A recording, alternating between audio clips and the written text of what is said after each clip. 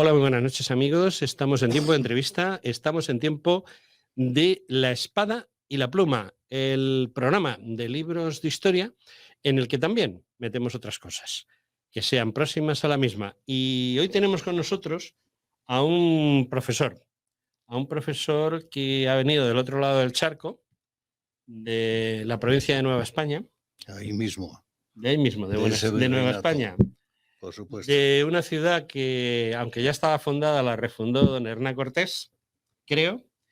Y bueno, pues aunque ustedes le vean aquí que ha venido de este sitio, yo siempre he dicho que hay dos españoles, los de Europa y los del otro lado del charco, pues él es de los dos sitios, porque antes, Amadeo Valladares, buenas noches. Buenas noches, un gusto estar con ustedes y el nombre del programa es magnífico, muy al cabo del libro.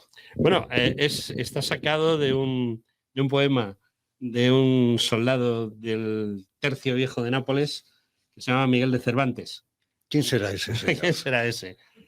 Pues un soldado que escribía muy bien, por cierto. Bueno, de hecho, excepto Quevedo, que era cojitranco, como usted bien sabe, y por eso no pudo ser soldado, el resto de los grandes escritores del siglo de oro, de los que yo opino que son los grandes escritores, fueron todos soldados. Bueno, soldados o sargentos, capitanes, pero gente de armas que sirvió a España y que después de servir a España, pues muchos de ellos sirvieron a la Iglesia, ¿no? Por supuesto, así es.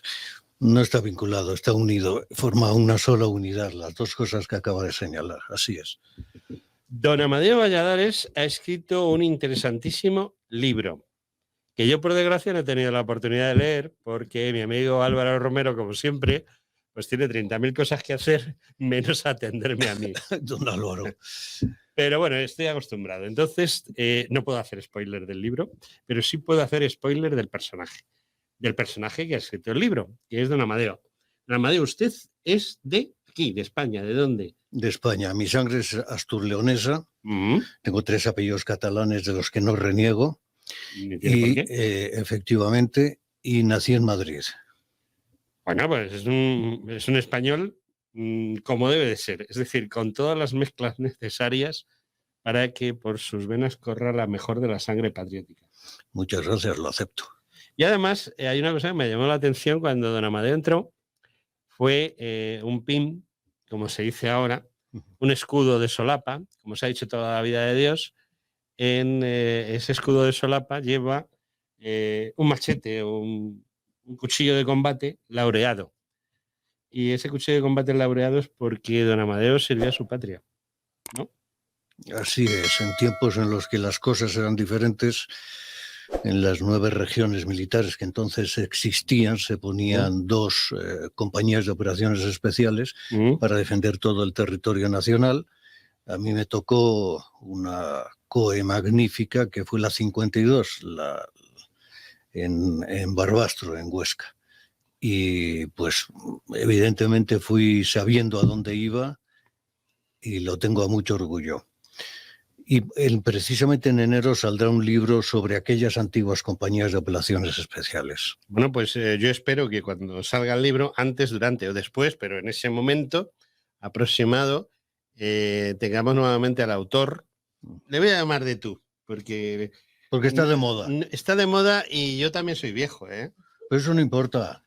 En el libro lo comentamos, además. Sí, mire usted, hay una cosa muy singular hoy día. Nosotros, los que somos de este concepto patriótico, conservador en el buen sentido, se creen que el conservador es un inmovilista. No, el conservador es que conserva lo bueno, lo protege y lo hace mejor, lo actualiza. Y tenemos hoy la costumbre de actuar como nuestros enemigos, vestir como nuestros enemigos, hablar como nuestros enemigos. Ya no hablábamos con la cortesía de antes, hablábamos antes de los tercios. Mire usted, en los tercios, si bajaban el tratamiento de un soldado, se mataban. No lo permitían.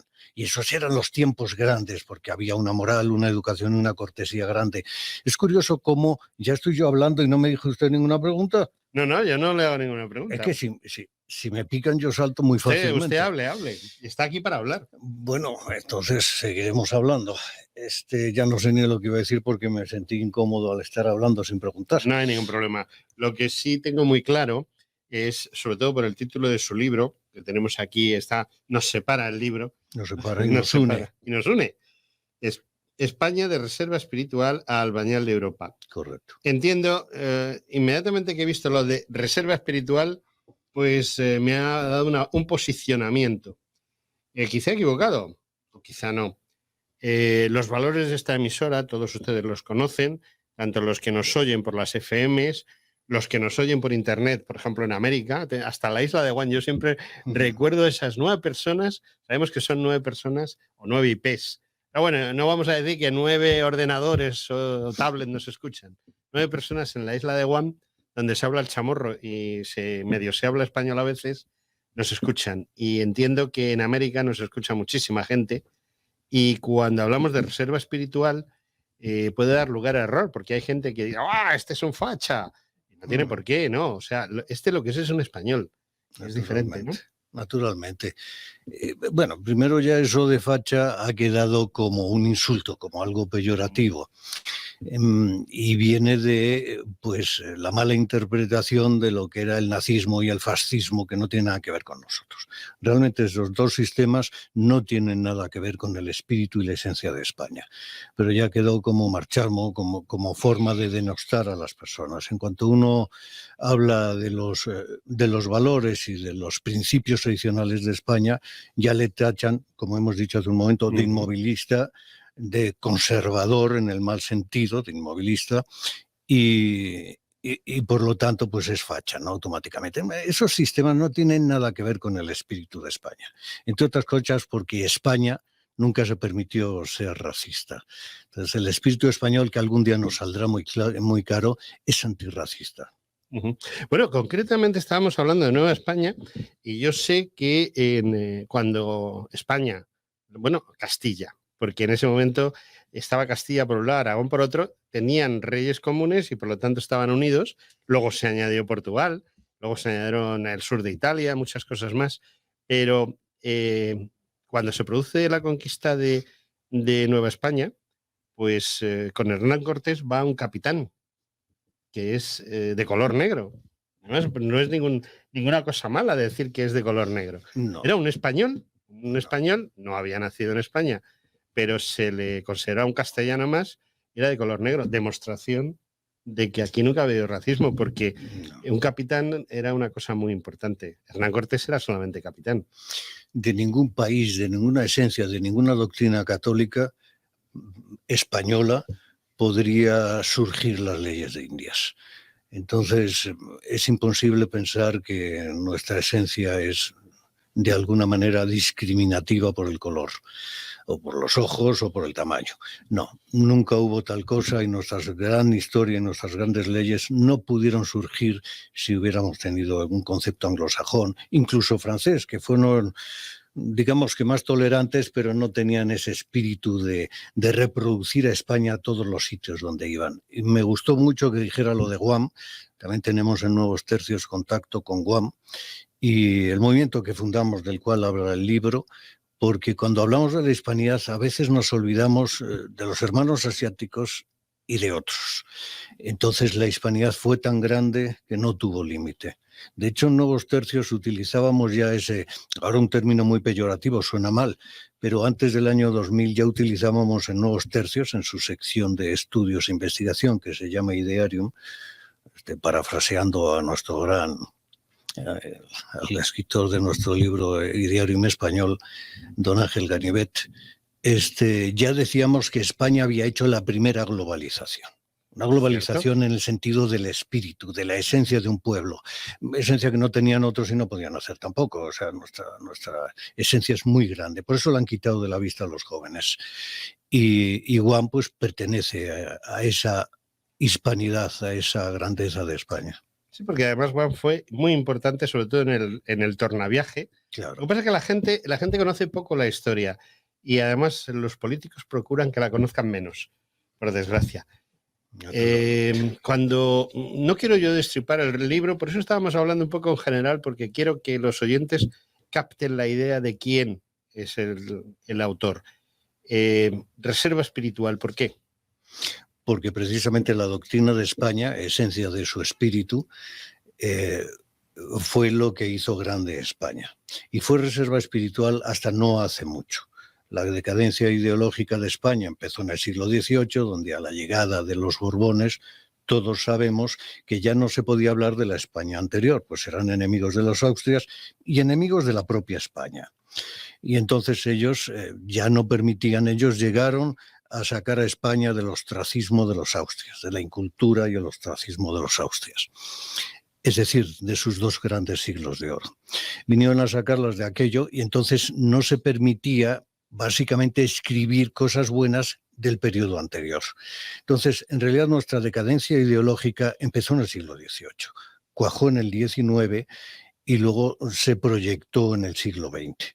Hubo dos paréntesis, podemos decir así, de un resurgimiento de la doctrina española, de la esencia española, y ambos ya pues, se han perdido completamente. Pero la historia de la decadencia moral y doctrinal de España empieza en el XVIII. Empieza en el XVIII y empieza a partir de Felipe V, que es un rey impuesto. Ciertamente, si vemos el testamento de Carlos II, es a quien le corresponde según el testamento, pero los testamentos no son palabra de Dios, ¿verdad? Bueno, eso es lo que ocurre con... A ver, el libro lo señala suficientemente. Si nosotros perdemos el norte de España y lo sustituimos por el norte de cualquier otras cosas, nos vamos a perder. Por ejemplo, no podemos ser monárquicos a la fuerza, porque la monarquía depende del rey. Entonces, la circunstancia de la monarquía no pretende ser esencialmente española, no puede serlo, depende. Y no podemos ser demócratas porque, bueno, para mí la democracia tiene un error de base, de fundamento, y es el hecho de decir que todos los votos, opiniones, cuando ni siquiera se tiene criterios, son iguales. Entonces, modifican el comportamiento de los jóvenes mediante un adoctrinamiento falaz y permiten que ellos voten lo que les han instruido votar. Entonces, en el fondo, especialmente las democracias más liberales, son una trampa, son una falacia interpretativa. Para mí la democracia, y sobre todo esta que mencioné, tiene un origen que es perverso, que no es real. En eso estoy totalmente de acuerdo con usted. Lo de la monarquía, yo no soy monárquico, que quede muy claro, aunque mis oyentes saben que yo he trabajado en el Palacio de la Zarzuela. Cuando era militar, pues estuve destinado allí unos años. Con lo cual todo el mundo piensa que yo soy monárquico y nada más lejos de la realidad. Pero hay una cosa es la monarquía y otra cosa es la monarquía castellana. Porque la monarquía francesa, que es la que nosotros vemos, la que tiene el origen de la mayoría de las monarquías actuales, o la monarquía británica, no tiene nada que ver con el concepto de monarquía que había en Castilla. No. El rey castellano era otra cosa. Y por eso esa reserva espiritual, porque es Castilla quien se proyecta en el mundo, porque no es que Aragón no hiciera nada, Aragón se proyectó en el Mediterráneo. Y bueno, pues pasó lo que pasó, pero quien se proyectó en América, quien se proyectó en el Pacífico, fue Castilla, y el rey castellano es otro concepto diferente. No es el concepto que tenemos ahora mismo, ¿no? Por supuesto, yo soy profundamente asturiano, de sangre asturiana, apasionado de Asturias, y comentando con un primo mío militar que ya murió, del que hablo en el libro de enero, que se publicará en enero, siempre decíamos, con todos los asturianos que nos sentíamos, trasegando nuestras botellas de sidra, que el alma de España es Castilla. Y no podemos hacer otra cosa. Y cuando yo voy a Zaragoza y les digo que es mi segunda patria chica, es porque desde pequeño me conquistó la jota. Y bueno, España es grandiosa por todos sitios, véase por donde se vea. Pero tan grande es este concepto nuestro, digamos que del gobierno, que a mí me gustaría mucho, una de mis fracasos en la vida es no haber podido crear una academia de cine histórico español. Era mi sueño. Y así como hay un Hollywood del dinero, yo quería un Hollywood del honor, al cual dedico también este libro, a mi Hollywood del honor, mi sueño frustrado. Y ver la cara de el reyecito que venía de Flandes, de ser adulado con todos sus aduladores alrededor, y llega a las Cortes de Castilla y en Valladolid le dicen: vos sois nuestro mercenario y tiene que hacerlo bien, porque nosotros le pagamos. Si no lo hace bien, Por la puerta se va a la Por la, calle. es que debió ser grandioso, y eso se lo decía el pueblo, Sí. los 3 estamentos que hacían las cortes de aquellos tiempos. Es que es algo que no se puede pensar en otro sitio del mundo, y habla precisamente de la grandeza de España, como ese fumo di Fidalgo que decía aquel embajador italiano cuando veía a los campesinos españoles, y él decía, pues es que hasta los campesinos en España tienen fumo di Fidalgo, o sea, actitud de hidalgo, ¿no? Y de ahí viene esa cortesía que se ha perdido. A mí me causa mucho trastorno. No se ha perdido, nos la han quitado. Nos la han quitado, por supuesto, eso está ahí si se busca. Y estará siempre. Eso no se puede quitar más que a la persona, pero no a la esencia, que seguirá siempre ahí. Tenemos muy claro que usted defiende esa reserva espiritual, o sea, lo que somos los españoles, lo que son los castellanos, porque aunque yo soy madrileño y medio castellano, pues me vuelve a pasar como usted, me siento castellano. Castilla, en definitiva, es toda la península ibérica, sí. Porque la gente se equivoca y eso es una pregunta que seguramente no sé porque no he tenido la suerte de poder leer el libro. España no es solo lo que es ahora España. Yo soy un enamorado de Portugal precisamente porque encuentro muchas veces en Portugal, yo voy mucho, y encuentro en Portugal esas esencias que yo veía en España hace 50 años. ¿O estoy equivocado? Bueno, Portugal es un accidente histórico. Un hombre muy listo, pues aprovechó para crear ahí el reino de Portugal. Pero el realmente, Jordi Pujol de su época, ¿no? El Jordi Pujol de su época. Pero en realidad estaba sentenciado que la península era una nación. Entonces, bueno, Portugal casi muchas veces se siente como una provincia de España. No es que se sienta, es que lo es. Según Camões, lo es. Y yo cuando voy, muchas veces estoy, siento decirlo, pero muchas veces estoy más a gusto en Évora, por ejemplo, o en Montaraz, en muchos sitios. En Lisboa no, porque Lisboa es una gran ciudad, pero en las pequeñas ciudades o en el campo, sobre todo en el Alentejo, me siento como en Castilla.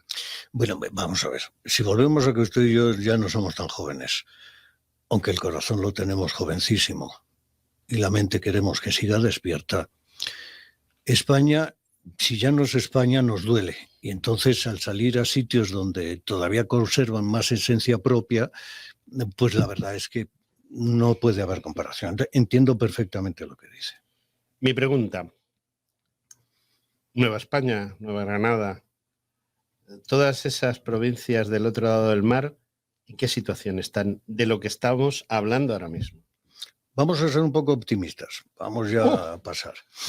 El optimismo no es bueno, ¿eh? El optimismo militante es obligado. Sí, no podemos luchar con tristeza, ni sí. Hay que luchar decidido, con convencido, con alegría, claro. Venga, el ¿cómo optimismo está Nueva España? Mire, Nueva España y toda Hispanoamérica, sin pasar a la hispanidad de Asia. Mi padre dejó, por cierto, un libro póstumo, era médico investigador, alumno de Marañón, que se llamará, cuando se publique, España en América y Oceanía. Y a veces nos olvidamos de Oceanía, que es también parte de la hispanidad. ¿Qué me pregunta usted? Porque ya me perdí por mi padre. Mi padre siempre me hace perderme. No, yo le estaba preguntando la situación. Hemos hablado de España, hemos hablado de Portugal, sí, de cómo nos encontramos y cómo nos encontramos. Si yo estuviera ahora mismo en México, ¿estaría contento o estaría enfadado? No, a ver, estaría incómodo en líneas generales. Lo que ocurre es que está creciendo, y de ahí venía la primera propuesta, la del optimismo, el sentido de la hispanidad. El concepto de la hispanidad en México se está arraigando, y en toda Hispanoamérica, se está arraigando. Y lo comprenden cada vez mejor, lo defienden cada vez más personas. Lo que pasa es que estamos muy separados. A través de Nuevos Tercios, una de las ideas es unirnos todos en esta lucha común, en esta reconquista de los valores y de los principios eternos y permanentes de España. Y cada vez en toda Hispanoamérica, no solo México, este concepto de hispanidad se defiende más, se entiende más. Mira, le voy a contar una anécdota. Tenemos una charla de identidad nacional en la Nueva España, que nunca debió llamarse México. Eso tenía malicia, es tramposo lo de llamarse México. Tiene un objetivo muy claro. Una charla que dura 4 horas. En medio tenemos un paréntesis, nos vamos a tomar ahí mismo algo, a la española, vino, aunque sean las 10 de la mañana, y unos cafés, unas galletas, unas cositas de picar. Y volvemos a la carga otras 2 horas. Mire, hay lugares de donde nos han echado, porque después de 4 horas de exposición, perdóneme usted, hacen tantas preguntas que no se quieren ir. Entonces, y las salas llenas. Esto quiere decir que sin un optimismo malsano, un optimismo falseado, está creciendo y la gente está además ávida de la verdad. Esto es muy importante y muchos jóvenes están ávidos de que les digan la verdad. Ya no se creen cómo les han educado. Sí, porque Nueva España tenía 2/3 de territorio más de lo que tiene ahora México, porque México es muy pequeñito, pero Nueva España llegaba casi hasta Alaska, ¿no? Llegaba a Alaska, de hecho, de Guatemala hasta Alaska y de Cuba hasta Filipinas. Eso es lo que se independizó. El problema de las mal llamadas independencias son secesiones, textualmente. Si alguien quiere buscar en el diccionario, verá, independencia fue lo de Estados Unidos, no de las hoy naciones americanas, de la zona española. Sí. Las 13 colonias. Y luego invadieron el país de al lado, que era México. Claro, naturalmente. Y además lo dijeron perfectamente Florida Blanca, creo que fue, sino el otro, en tiempos de Carlos III. La ayuda que vamos a dar a Estados Unidos luego se nos va a revertir. Ciertamente. Y sucedió. Eso lo pongo yo en un libro. Ah, pues muy bien, porque es verdad. Ya somos 2 los que lo ponemos en un libro. Es que es verdad, ya tenemos que recuperar la verdad por todos sitios, individualmente, colectivamente, ayudándonos unos a otros, porque es que nos escondemos, de verdad, las presentaciones de los libros, y se los he dicho allí. Porque entonces me dicen que hay una exaltación del patriotismo, todo el mundo está muy a gusto, tomamos nuestros vinos al final, hacemos unos gritos por España y la gente sale enardecida.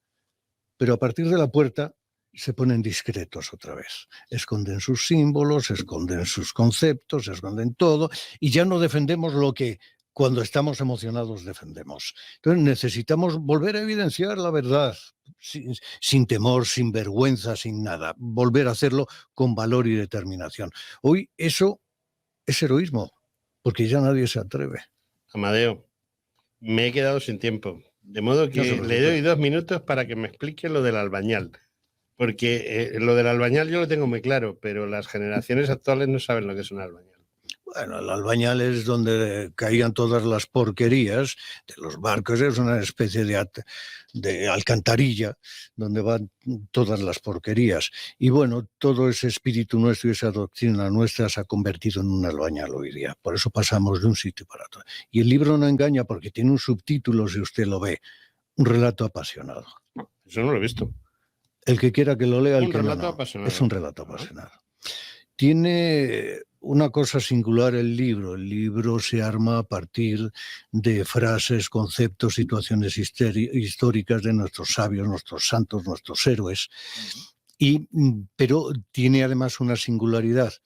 Además de las palabras que yo pongo entre unos y otros, está afirmado y unido por una ciencia, la etología. Una de mis pasiones siempre fue la etología. Y la etología antigua, la científica, la profunda, la de verdad, no la de ahora que es anécdota animal, básicamente, sí. No tiene profundidad, consolida todos los conceptos naturales de la esencia de España. Entonces, una particularidad del libro podemos decir que es esta, la etología que se mete en el entresijo del libro y le da cuerpo. Bueno, yo ya he emplazado al profesor Valladares a que vuelva a emplazar. Yo tengo entendido que el nuevos tercios es algo muy importante. Y yo entiendo que a través de Nuevos Tercios y a través directamente de él podemos hacer una entrevista más apasionada y más larga, porque saben ustedes que en nuestros canales de vídeo ya no estamos tan constreñidos en cuanto a horario, y me gustaría contar con usted en una entrevista a calzón quitado, como se decía antes, de todos estos temas, porque creo que es usted una persona que puede aportar muchísimo a esta emisora y a este pobre locutor. No, muchas gracias. No, cada uno luchamos desde donde podemos y yo tengo que alabar uno, sinceridad de usted, y dos, al frente de un micrófono defendiendo a España. ¡Qué maravilla! Ojalá muchas personas lo hicieran, pero en el micrófono, en la calle, en su casa, cuando los niños vienen adoctrinados del colegio, hemos perdido la capacidad y la autoridad para educar a nuestros hijos. Amadeo va a estar aquí en España unos cuantos días, hasta el día 9, creo, ¿no? El 8 sale el vuelo, Amadeo. El 8 sale el vuelo. En estos días, que va a hacer una tournée, como se decía antes, presentando el libro. ¿Dónde va a estar? Nos queda la última presentación en una capital de España, que va a ser en Zaragoza. En Zaragoza el día 1 presentaremos el libro. Uh-huh. Y mientras va a estar por aquí, puede a lo mejor hacer alguna cosa, va a presentar el libro, va a ir a alguna tertulia, va a hacer cosas. Mañana tenemos una actividad. Uh-huh. Y salimos directamente a León, que es donde vive mi hija. Y quiere ir, lógico, la familia. Entonces, pues tendré que ir donde vive ella. O sea, que también hay que ir a ver a la familia. A la familia, ¿no? Como somos asturleoneses, la zona de León, de donde somos, es por donde bajaban los astures, la raza no me la quita nadie, y están al otro lado de los montes. O sea, bueno, los astures bajaban a saquear. Hasta Zamora. Hasta Zamora bajaban a saquear. Sí, no, a saquear, no, a plantarse. Estaban. Bueno, pero eso es la Edad Media. Sí, yo me estaba remontando a los astures de la época anterior al nacimiento de Cristo, sí. A cuando tuvo que venir el propio emperador en persona a ponerse serio. En esos tiempos todo el mundo se saqueaba. Los vascones, que eran quizá nada más cántabros, los vascones astures, no son los vascos de ahora. No tienen nada que ver. Usted lo sabe, ¿no? No, naturalmente. Solo tiene que ver el suelo, pero las personas no. No. Yo, cuánto hay que hablar y que decir, ¿verdad? Tenemos que hablar. ¿Usted se compromete a que hablemos vía internet y le hagamos una entrevista en condiciones? Me comprometo con todo gusto, es para mí un placer. Bueno, pues Amadeo Valladares, España de Reserva Espiritual, Albañal de Europa. SN. Espero, bueno, SN de libros, siempre me olvido de Álvaro. Espero que se venda estupendamente por dos motivos. Primero, porque el autor se lo merece. Y segundo, porque es necesario que la gente lea lo que pone ahí. Don Álvaro, mi sufrido editor, que él también va a editar en enero el otro libro de la COE. Muy bien, pues muchas gracias, Amadeo. A usted. Gracias a todos nuestros oyentes, televidentes y demás. Y hasta dentro de un ratito, porque este programa no se termina aquí. Amigos, hasta ahora. Un abrazo a todos.